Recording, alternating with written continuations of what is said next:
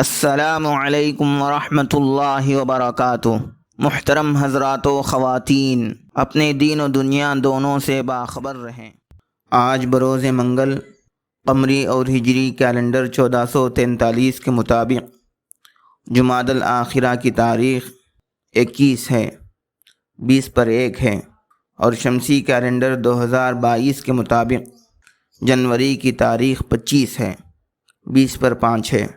إن الصلاة كانت على المؤمنين كتابا موقوتا۔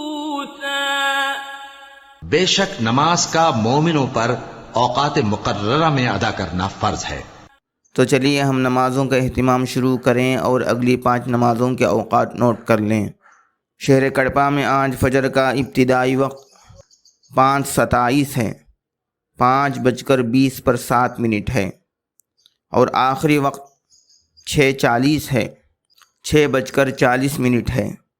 اس کے 1 منٹ بعد طلوع آفتاب ہے۔ ظہر کا ابتدائی وقت 12:27 ہے، 12:20 پر 7 ہے۔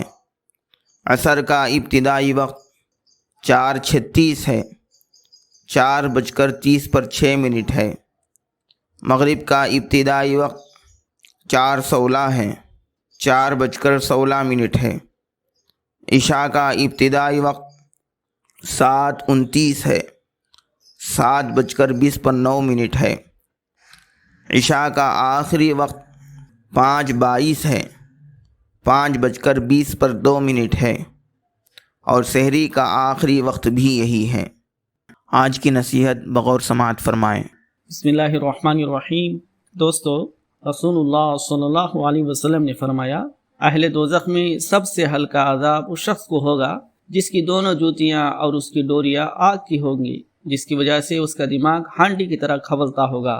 وہ شخص سمجھے گا کہ مجھے ہی سب سے زیادہ عذاب ہو رہا ہے، حالانکہ اسے ہی سب سے ہلکا عذاب ہو رہا ہے۔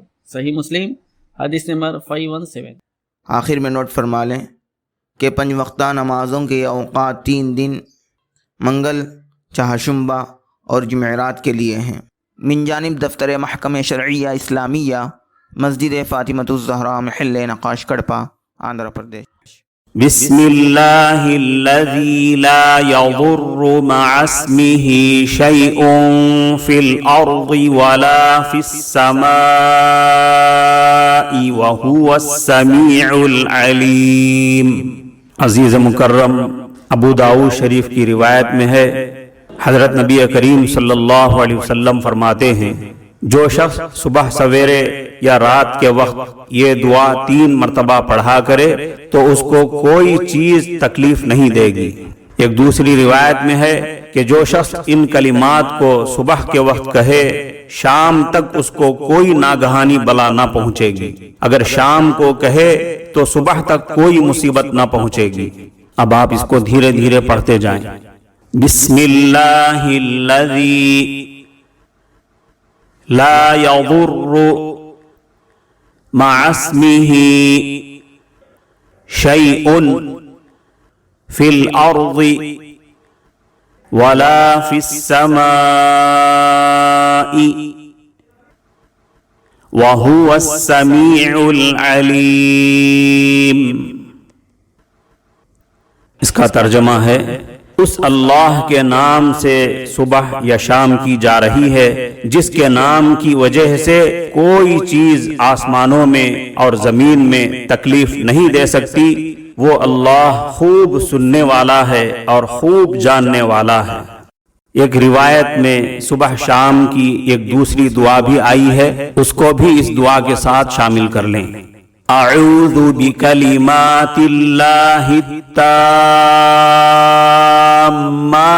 من شر ما خلق۔ اب آپ اس کو دھیرے دھیرے پڑھتے جائیں۔ اعوذ بکلمات اللہ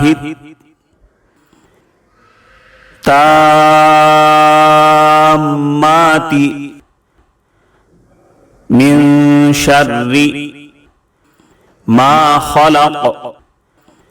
اس کا ترجمہ ہے، میں اللہ کے پورے کلمات کے ساتھ پناہ چاہتا ہوں ہر اس چیز کی برائی اور شر سے جو اس نے پیدا کیا۔ عزیز مکرم، صبح شام یہ دعا پڑھتے رہیں اور اپنے بچوں کو بھی پڑھاتے رہیں تاکہ آپ اور آپ کے تمام افراد خانہ ہر قسم کی تکلیف اور ہر قسم کے حادثے اور بلا سے بچتے رہیں۔